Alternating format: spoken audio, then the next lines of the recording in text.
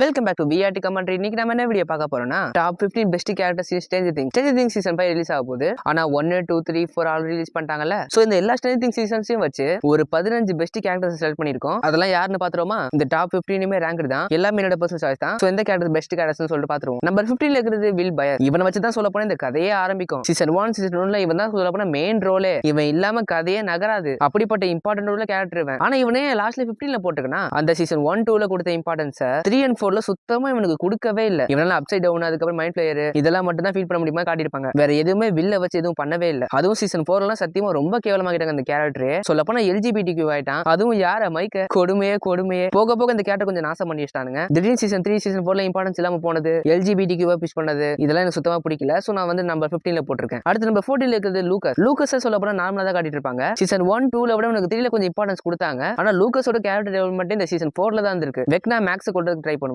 மேக்ஸை காப்பாத்துக்கு இவன் எவ்வளவு போராடுவான். மேக்ஸ்க்கு எப்பவுமே சப்போர்ட்டிவாவே இருப்பான். அது மட்டும் இல்லாம எல்லா சீசன்லயும் கொஞ்சம் காமெடி பண்ணிட்டு போவாப்ல. சீசன் 4ல இவன் கேரக்டர் நல்லாவே இம்ப்ரூவ்மெண்ட் பண்ணிருந்தாங்க. சோ அதனால நம்பர் 14ல இருக்கான். நம்பர் 13ல இருக்கிறது மைக் வீலர். அடங்குயில நீனோட ஹீரோ நம்பர் 13ல போட்டு வச்சு சொல்லிட்டு சண்டைக்கு வந்துடாதீங்க. சொல்றேன் ஏன் அதுக்கு இவன் வச்சிருக்கானு. சீசன் 1ல தான் சொல்ல போனா மைக்கை எல்லாருக்குமே பிடிச்சிருக்கும். பிகாஸ் அவன் 11 கேர் பண்றதுக்கு சேட்டை எல்லாம் பண்றது அதெல்லாம் பார்க்கும்போது ரொம்ப ரசிக்கும்படியா இருக்கும். ஆனா சீசன் 2ல அந்த அளவுக்கு இம்பார்ட்டன்ஸ் கொடுக்கல. சீசன் 3ல கொஞ்சம் லவ் ட்ராக்கா போயிட்டு இருந்துச்சு. சீசன் 3ல மைக்கை வச்சு ஏதாவது பண்ணாங்க, காமெடி பண்ணா சண்டை போட்டான். சீசன் 3ல கொஞ்சம் நல்லாவே பண்ணிருந்தாங்க. சீசன் 3ல எப்படி பண்றாங்கன்னா அப்ப சீசன் 4ல கொஞ்சம் இம்ப்ரூவ் பண்ணி ஆகணும்ல. ஆனா சீசன் 4ல மைக் எனக்கு சுத்தமா பிடிக்கவே இல்ல. மைக்க சொல்ல போனா ஒழுங்காவே யூஸ் பண்ணல. எல்லா சீசன்ஸ்லயும் மைக்கோட மேஜர் ரோல் என்ன தெரியுமா? 11க்கு அவன் எமோஷனல் சப்போர்ட்டா அவன் கூடவே இருப்பான். பயங்கரமா 11 கேர் பண்ணுவான். மைக் வந்து 11க்கு எப்பவுமே எமோஷனல் சப்போர்ட்டா இருக்கிறதாலேயே 11 வந்து சண்டையை பயங்கரமா போடுவா. அது உண்மையிலே நல்லா இருக்கு. ஆனா மைக் வந்து இதுல மட்டுமே ஃபோக்கஸ் பண்றாங்களே தவிர அவனுக்கு தனியா ஏதோ சண்டை ஒரு இன்வெஸ்டிகேஷன் அந்த மாதிரி எதுவுமே கொடுக்க மாட்டாங்க. சோ அதனால தான் மைக் வந்து நான் நம்பர் 13ல போட்டிருக்கேன். நம்பர் 12ல இருக்குது ஜானதன் பயஸ். ஜானதனை ஃபர்ஸ்ட் பார்க்கும்போது யாரா அவன் சொங்கியமா இருக்கான்ற மாதிரி தான் பார்க்க தோணும். ஆனா அவன் தம்பி தொலைஞ்சு போனதுக்காக அவன் வில்ல தேடுறதா இருக்கட்டும், நான்சி கூட சேர்ந்து இன்வெஸ்டிகேஷன் பண்றதா இருக்கட்டும், சொல்ல போனா ஜானதனுக்கு கூட ஃபைட் சீன்ஸ்லாம் வச்சிருக்காங்க. சொல்ல போனா ஜானதன் நான்சி இப்போ இன்வெஸ்டிகேஷன் பண்றாங்க வச்சுக்கோங்களேன். இல்லனா எதை தேடி போறாங்கன்னா அடுத்து என்ன நடக்க போகுது அப்படின்னு நம்மளுக்கு ஆர்வம் அதிகமா இருக்கும். அந்த அளவுக்கு இவங்க ரெண்டு பேருக்கு பேரா செட் ஆச்சு.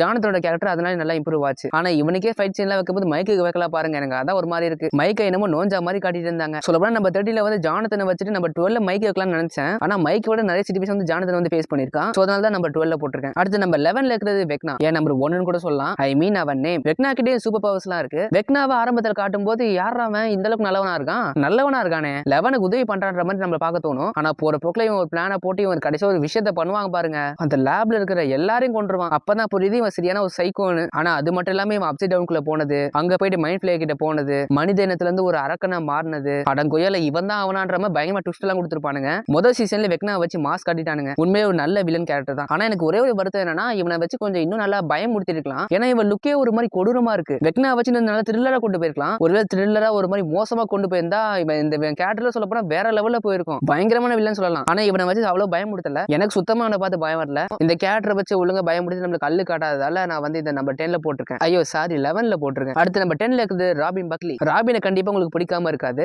ஏன்னா அவ வர ஒவ்வொரு சீன்லயும் கண்டிப்பா நம்ம என்டர்டெயின் பண்ணிடுறாரு. அப்படியாவது பண்ணிடுறாருல. ராபின் ஒரு சீன்ல வந்து சும்மா எனர்ஜெட்டிக்கா ஜாலியா ஃபன்னா ஒரு மாதிரி என்டர்டெயின்மெண்டா கொண்டு போவான் அந்த சீனியை. சோ அதை பார்க்கும்போது ரொம்ப ரசிக்கும்படியா ரொம்ப ஃபன்னாவும் இருந்துச்சு. அண்ட் முக்கியமா இவங்க ஸ்டீவோட சேர்ந்து போட்ட ஆட்டம்லாம் எப்பா ஸ்டீவ் அண்ட் ராபினோட காம்போலாம் அப்பா அடிச்சுக்க முடியாது. சத்தியமா அந்த அளவுக்கு சூப்பரா ஃபன்னா வேற லெவலுக்கு கொண்டு போயிருப்பாங்க. ராபினே சீசன் 3ல தான் கொண்டு வந்தாங்க. ஆனா இவளை காட்டின உடனே எல்லாருக்கும் பிடிச்சு போச்சு. சீசன் 3ல நல்லா கொண்டு போனானுங்க. சீசன் 4ல அதை விட நல்லா கொண்டு போனானுங்க. வெக்னாவை கொண்டது இவளே கடைசியில கிளம்புறதா இருக்கட்டும், அப்சைட் டவுன்லயும் சில வாட்டி மான்மே துள்ளி குச்சி ஓடுறதா இருக்கட்டும், அங்க போனா கூட காமெடி பண்ணி இதெல்லாம் பண்றதா இருக்கட்டும். ராபினை பார்க்கும்போது உண்மையிலே அந்த சீனே உண்மையிலே ஃபன்னா இருக்குங்க. ஆனா நம்ம எல்லாருக்கும் பிடிக்காத ஒரு விஷயம் ராபின் கிட்ட இருக்கு. அது என்னன்னா இவர் LGBTQ கரெக்டா சொல்றேன்னா தெரியல, இதுவா தான் இருக்கும்னு நினைக்கிறேன். இவ வந்து ஒரு பொண்ணை லவ் பண்ணுவா. நான்சி வந்து ஸ்டீவை விட்டுருவா. ஆனா சீசன் 3ல ஸ்டீவையும் ராபினை பார்க்கும்போது இவங்க ரெண்டு பேரும் லவ் பண்ணிப்பாங்களோ, ரெண்டு பேரும் பார்க்க அழகா தானடா இருக்காங்க, சேர்த்து வைங்க அப்படின்னு நமக்கு தோணும். ஆனா போடுவாங்க பாருங்க ஒரு ட்விஸ்ட், இவ ஒரு வானவில் அட போங்களான்ற மாதிரி ஆயிரும். சோ அதனால தான் ராபின் வந்து நான் நம்பர் 10ல போட்டிருக்கேன். அடுத்து நம்பர் 9ல இருக்கிறது பில்லி ஹேர்கன். ஆனா பில்லி பண்றத பார்த்தா இவன் ஏதாவது பண்ணுங்க அடிச்சு மண்டையோடன்ற மாதிரி தான் இருக்கும். அதுவும் மைண்ட் பிளேயர் கிட்ட மாட்டினதுக்கு அப்புறம் அப்பா பயங்கரமா வில்ல தானே பண்ணுவான். ஆனா 11 வந்து பில்லியோட மெமரிஸை பாப்பா. அது பார்க்கும்போது புரியுது இவன் இதனாலதான் இவ்வளவு கஷ்டப்படைஞ்சிருக்கானா அப்படின்ற மாதிரி. சின்ன வயசுல ரொம்ப ஹாப்பியா இருந்த பையன் கடைசியில கிட்டத்தட்ட மோசமான மாதிரி ஆயிட்டான். அப்ப இவன் எந்த அளவுக்கு வலி அனுபவிச்சிருப்பான்ற மாதிரி காட்டியிருப்பாங்க. ஆரம்பத்துல மோசமான மாதிரி காட்டினாலும் சாகும்போது ஒரு ஹீரோவா தான் இருந்திருப்பான். அவன் செஞ்ச தப்புல மேக்ஸ் கிட்ட சாதியும் கேட்பான். சோ இந்த ரீசனால நான் பில்லி வந்து நம்ம 9ல வைக்கிறேன். அடுத்து நம்பர் 8ல இருக்குது நான்சி வீலர். நான்சியோட கேரக்டர் டெவலப்மெண்ட்லாம் பார்க்கும்போது எனக்கு செம்ம ஷாக்கு. இவ பழைய நான்சி மாதிரி இல்லையடா, அவ யாரா அவன்ற மாதிரி தான் இருக்கும். எல்லா சீசன்ஸ்லயுமே இவருக்கு இம்பார்ட்டன்ஸ் கொடுத்திருப்பாங்க.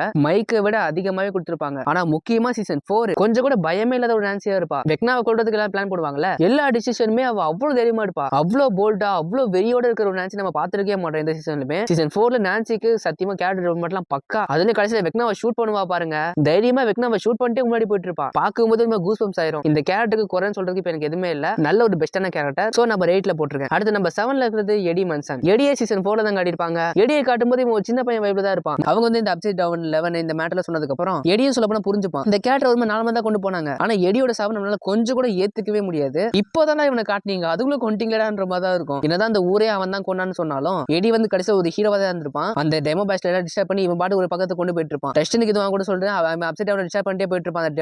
அந்த டெமோ பேட்ச் எல்லாம் இவனை கொஞ்சம் கொஞ்சமா கடிச்சே கொண்டுங்க. கடைசியில் டஸ்டின் எடியும் பேச கான்வர்சேஷன்லாம் சத்தியமா கண்ணு கலங்கிருச்சுங்க. எனக்கெல்லாம் நான் சொல்ல போனா அழுகிற கேரக்டரே கிடையாது, பட் இது எனக்கு கண்ணு கலங்க வச்சிருச்சு. எடியோட சாவை சுத்தமா என்னால ஏத்துக்க முடியல. ஊரே இவன் வந்து ஒரு கொலைகாரன், இவன் ஒரு கிரிமினல் சொல்லிட்டு பச்சை குத்துனாலும் அவன் ஃப்ரெண்ட்ஸ் எல்லாரையும் காப்பாத்துக்காக தான் உயிரை விட்டுருக்கான். எப்படிப்பட்ட கேரக்டர் பாருங்க, செம்ம ஒரு பெஸ்டான கேரக்டர். ஒரே ஒரு சீசன்ல தான் வந்தா, அந்த ஒரு சீசன்லயே முடிச்சு விட்டானுங்க. அந்த ஒரு சீசன்லயே பெஸ்டான கேரக்டராகவும் ஆயிட்டான். அடுத்து நம்ம 6ல இருக்குது மேக்ஸ் மேஃபீல்ட். ஆனா பட் ரொம்ப ஓவரா பண்ணுவா. நம்ம பசங்களே யாரா இப்படி இருக்கான்ற மாதிரி தான் பாப்பானுங்க. அதுக்கப்புறம் நம்ம பசங்களோட சேர்ந்து நம்ம பசங்களோட சேர்ந்து டெமோகாரன் எதுக்குறது, நம்ம பசங்களோட சேர்ந்து லெமைன் ஃப்ரே கூட சண்டை போடுறது, ஒரு மாதிரி ஓகேவா தான் கொண்டு போனாங்க இந்த கேரக்டர். சீசன் 4ல தான் அவளுக்கு ரொம்ப இம்பார்ட்டன்ஸ் கொடுத்தாங்க. பில்லியோட சாபை இவளுக்கு ரொம்ப பாதிச்சிருக்கும். அதனால வெக்னாவோட கடலை இவ பட்டி வெக்னாவோட கர்ஸ்ல மாட்டிப்பா. அப்பப்ப வெக்னா வேற இவளை பயமுறுத்திட்டு போயிட்டு இருப்பானா, ஒரு கடத்துல கொள்ளையே பார்த்திருப்பான். ஆனா வெக்னா கொல்லவதுக்குள்ள இவ எப்படி தப்பிச்சிருவா, ஐயோ எப்படியா தப்பிச்சுன்னு சொல்லிட்டு அப்படியே ஒரு மாதிரி ஆயிரும். அதுலயும் கடைசியில மேக்ஸ் எல்லாம் கிட்டத்தட்ட செத்துட்டாங்க. கடைசியில வெக்னா வந்து அவன் கையை காலெல்லாம் உடைச்சிருப்பான், அவன் கண்ணெல்லாம் மேல போயிருக்கும், கிட்டத்தட்ட கண்ணெல்லாம் ஒயிட் ஆகி ரத்தமா வந்திருக்கும். அதெல்லாம் பார்க்கும்போது என்னடா இப்படி பண்ணி வச்சிங்களேன்ற மாதிரி மனசு கஷ்டமா இருக்கும் மேக்ஸை பார்க்கும்போது. அவ ஃப்ரெண்ட்ஸுங்களை சப்போர்ட்டிவா இருப்பா, முக்கியமா 11க்கு ரொம்ப சப்போர்ட்டிவா இருந்தா. வெக்னாவை கொள்றதுக்கு இவன் தான் உயிரே பணைய வைக்கிறது. சீசன் 4ல ரொம்ப பிரேவா ரொம்ப போல்டா இருப்பா. ஸ்கிரீன் டைம் கொஞ்சம் அதிகமாவே கொடுத்துருப்பாங்க. சீசன் 4ல இந்த கேரக்டர் கொஞ்சம் நல்லா யூஸ் பண்ணிட்டாங்க. ஆனா கடைசியில இறந்து போயிருவா, நான் நல்ல பொழைச்சிருவா. அதுக்கு நல்ல 11 தான் காரணம். மேக்ஸ் சீசன் 5ல பார்க்க ரொம்ப ஆர்வமா இருக்கேன், அவர் ரிகவர் ஆகி திரும்ப எப்படி வரான்னு. அடுத்து நம்ம 5 இருக்குது டஸ்டின். டஸ்டின் ஆரம்பத்துல இருந்தே அவனை புத்திசாலிமா தான் காட்டியிருப்பாங்க. எல்லா சீசனும் சரி ஏதாவது காமெடி பண்ணுவான், புத்திசாலித்தனமா பேசுவான், எதையாவது கண்டுபிடிப்பான், இன்வெஸ்டிகேஷன் பண்ணுவான். அதுல இவனும் ஸ்டீவா சேர்ந்து பண்ணுவானுங்க பாருங்க. அப்பா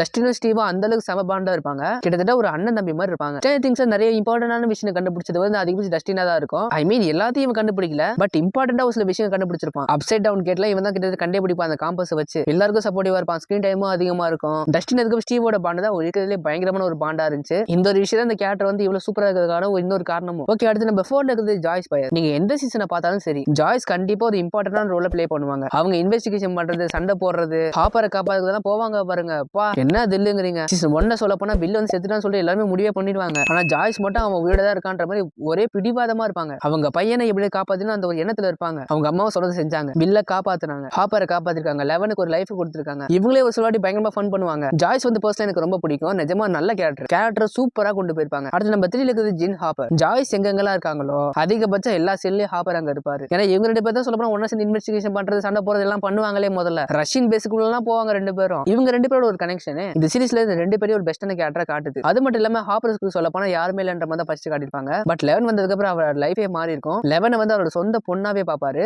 11 சொந்த அப்பா மாதிரி பாப்பா. இவங்க 2 பேருக்கும் நடுவில் இருக்கிற அந்த அப்பா பொண்ணு கனெக்ஷன் வந்து உண்மையிலே சூப்பரா இருக்கும். ரொம்ப எமோஷனலாவும் இருக்கும், ரொம்ப ஹார்ட் டச்சிங்கா இருக்கும். அதுலயே முக்கியமா சீசன் 4ல ஹாப்பர் வந்து டோட்டலா வேற மாதிரி ஆயிருவாரு. அவரோட கேரக்டர் டிரான்ஸ்ஃபார்ம் ஆயிரும். ரஷ்யன்ஸ் கிட்ட மாட்டிப்பார்ல, அப்ப ஹாப்பர் பண்றதெல்லாம் தரமா இருக்கும். கேரக்டர் டெவலப்மெண்ட் இந்த சீசன் 4ல பயங்கரமா பண்ணிருப்பாங்க. அடுத்து நம்ம 2ல இருக்கிறது 11. இந்த சீரிஸோட மெயின் லீடே சொல்ல போனா இவ தான். இவ எப்படி ப்ரோ 2வது வருவா, லூசா ப்ரோ நீ அப்படின்னு கேட்காதீங்க. மெயின் லீடு இவளே 2வது இடத்துல இருக்கானா, அப்ப ஃபர்ஸ்ட்ல யார் இருப்பான்னு யோசிச்சு பாருங்க. இருங்க இவள முடிச்சுட்டு வரேன். 11 வந்து மெயின் லீடுன்றதால அவளுக்கு எல்லா சீசன்லயும் சொல்ல போனா இம்பார்ட்டன்ஸ் கொடுத்து தான் இருந்தாங்க. முக்கியமா 11 வந்து பக்கா கேர்ள் ஃப்ரெண்ட் மெட்டீரியலுங்க. அவ இந்த சீரிஸை பாக்குற எத்தனை பேர் நினைச்சீங்க 11 மாதிரி ஒரு அழகா நல்ல பொண்ணு கிடைச்சா எப்படி இருக்கும்னு எத்தனை பேர் யோசிச்சு பாத்துருக்கீங்க சொல்லுங்க பாப்போம். நானே பலவாட்டி யோசிச்சு பாத்துருக்கேன். ஒரு சிக்மா மேல் நானே யோசிச்சு பாத்துருக்குமோ நீங்க யோசிச்சு பாத்துருக்க மாட்டீங்களா? யோசிச்சு பாத்துருப்பீங்க. இந்த மாதிரி ஒரு பொண்ணு கிடைச்சா நல்லா இருக்கும்டா அப்படின்னு நம்மளே யோசிக்க வைக்கிற அளவுக்கு இவ கேரக்டர் டெவலப் பண்ணிருக்கு. யோசிச்சு பாருங்க. இவ பவரை யூஸ் பண்றது, இழக்கிறது, அதுக்கப்புறம் எல்லா உண்மையை தெரிஞ்சு திரும்ப பவரை கெயின் பண்ணுவா பாருங்க. வேற லெவலா இருக்கும். எல்லா சீசன்ஸ்லயுமே 11க்கு பக்காவான இம்பார்ட்டன்ஸ் கொடுத்தாங்க. பக்காவான ஸ்கிரீன் பிளே, ஸ்டோரி எல்லாமே கரெக்டா கொடுத்ததா நம்ம 2ல இருக்கா. எல்லாமே கொடுத்து ஏன் ப்ரோ நம்பர் 1ல இல்லன்னு கேட்டீங்கன்னா என்ன சொல்றது, நம்பர் 1ல இருக்கிற ஆள் அப்படி. அது யார் தெரியுமா? நம்பர் 1ல இருக்கிறது யாருன்னா இந்த சீரிஸ் ஆரம்பத்துல பார்க்கும்போது ரொம்ப வெறுக்கப்பட்ட ஒரு கேரக்டர், முடியும் போது கடைசியா தக்காளி இவன் தான் கேரக்டர் டெவலப் பண்ணா இவன் தான் அப்படின்னு சொல்ல வச்சிரும். அது மட்டும் இல்லாம நம்ம ஆள் வந்து லவ் ஃபெயிலியர். யார் பழியோ யார் பிழையோ யார் வெச்சா கண்மொழியும் இந்த லவ் ஃபெயிலியர் எல்லாருமே அனுபவிச்சிருப்போம். இந்த கேரக்டரை பார்க்கும்போது நம்மள பாக்குற மாதிரியே இருக்கும். இந்த லவ்ல கூட முக்கியமா காதல் செருப்படி வாங்கிருப்பாங்க பாருங்க. ரொம்ப இந்த கேரக்டரோட கனெக்ட் ஆகும். அதுக்கப்புறம் இந்த கேரக்டருக்கு மாசான ஃபைட் சீன் கொடுத்திருப்பாங்க. ஒரு சிக்மா மேல் மாதிரி இருப்பான், ஃபன்னாவும் இருப்பான், மாசாவும் இருப்பான். நீங்க யூடியூப்ல இன்ஸ்டாகிராம் ஸ்ட்ரேஞ்சர் திங்ஸ் எடிட்டும் போட்டா மெயின் லீடு வராம அதிகபட்சம் எல்லா எடிட்லயும் இவன் தான் இருப்பான். வேற யாரு, நம்ம ஸ்டீவ் தான். ஸ்டீவ் வேரிங்டன் எல்லாருக்கும் பிடிச்ச ஒரு கேரக்டர். முன்னாடி ஒரு சில விஷயம் சொன்னேன்ல, அதெல்லாம் சேர்த்து எனக்கு சிம்பிளா ஸ்டீவ் பத்தி சொல்றதுக்கு எனக்கு அவ்வளவு ஒண்ணும் இல்ல. ஏன்னா இவன் பண்றது எல்லாமே மாஸ் தான். எவனோன்னா சொல்லணும் போய்கிட்டே இருக்கணும். வீடியோ பெருசா அதுக்கப்புறம் சீசன் 1ல கடைசியில என்ட்ரி கொடுப்பான் பாருங்க, டெமோகாகனை கட்டையை வச்சு அடிச்சு பறக்க விடுவான் பாருங்க. அந்த சீன்லாம் பங்கமா இருக்கும். எல்லா சீசன்ஸ்லயும் டெமோகாகன் எல்லாம் அதோட அப்சைட் டவுன்ல ஏதோ ஒரு மிருகத்தோட சண்டை போடுவான், தப்பிச்சு அதுக்கு ஆட்டம் காட்டுவான். ஒரு மாசான ஒரு ஸ்டைலான ஒரு கேரக்டருங்க. எனக்கு தெரிஞ்ச ஸ்டேஞ்சர் திங்ஸ்ல ஆல் டைம் ஃபேவரட் உள்ள கேரக்டர்னா ஸ்டீவ் தான் எல்லாருக்குமே. எனக்கும் ஸ்டீவ் தான். உங்களுக்கு ஸ்டீவ் பிடிக்குமா? நம்ம மறக்காம கமெண்ட் பண்ணுங்க. சோ ஸ்டீவ் பத்தி இத்தனை வருஷம் சொன்னல, இதனால தான் நான் நம்பர் 1ல வச்சிருக்கேன். அவ்வளவுதான், நம்ம வீடியோ எண்டுக்கு வந்தாச்சு. இது எல்லாமே என்னோட பர்சனல் சாய்ஸ் தான். உங்களுக்கு ஒரு லிஸ்ட் இருக்கு, அதை மறக்காம கமெண்ட் பண்ணுங்க. அப்புறம் இந்த மாதிரி வீடியோஸ்லாம் போடலாமா சொல்லுங்க, போடலாம். ஸ்ட்ரேஞ்சர் திங்ஸ் சீசன் 5 ரிலீஸ் ஆக போகுது. கண்டென்ட் எல்லாம் இறக்குறேன் பாருங்க, எல்லா கண்டென்ட்டையும். சரி ஓகே, இந்த வீடியோ பிடிச்சா லைக் பண்ணுங்க, நம்ம சேனலை சப்ஸ்கிரைப் பண்ணிக்கோங்க, பக்கத்துல பெல் ஐகானை ஆல்ல பிடிச்சுக்கோங்க. இதுக்கப்புறம் அடுத்த வீடியோல பார்ப்போம். Okay, bye bye.